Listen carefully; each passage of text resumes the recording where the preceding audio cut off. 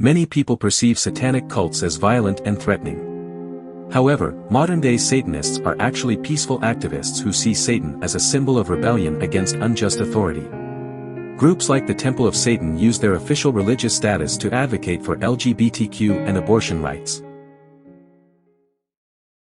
When you try to picture a satanic cult, you might think of movies like Rosemary's Baby or The Exorcist.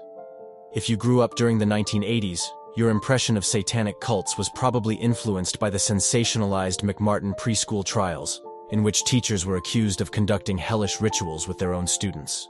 Despite their influence in pop culture, none of these accurately portray satanic cults or the people involved in them. In their article, Satanism in Contemporary America, Establishment or Underground, Diane E. Taub and Lawrence D. Nelson reveal just how different the general public's perspective on satanic cults is from that of the average scholar.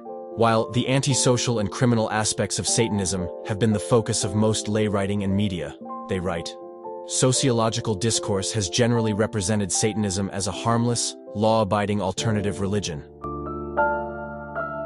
Journalist La Carmina arrived at the same conclusion while researching her latest project, The Little Book of Satanism, a guide to satanic history, culture, and wisdom.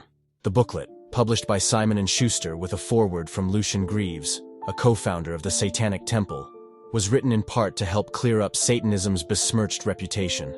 Modern Satanists, La Carmina insists, are non-violent and for the most part non-theistic, meaning they don't believe in the existence of the devil.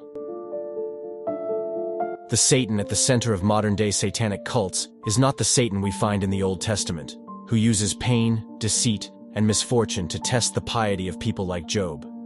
Nor is he the Satan of the New Testament, who appears to tempt Christ, cementing himself as God's semi-autonomous adversary.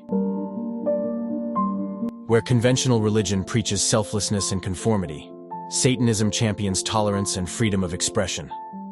One of the Church of Satan's tenets is indulgence instead of abstinence. This might sound like an indiscriminatory embrace of carnal desires. Well, because it is.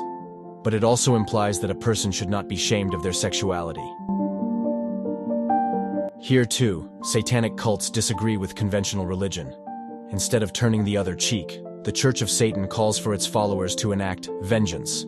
The alarming rhetoric notwithstanding, this is not a call to violence. Researchers from the 1970s and 1980s repeatedly described the organization as peaceful and law-abiding. The Satanic Temple in particular has cemented itself as a vehicle for social change. In recent years, the organization has been adamant in its support for women's reproductive rights. As a religious institution recognized by the IRS, the Satanic Temple can protect the civil liberties of its followers in ways that a secular activist group could not.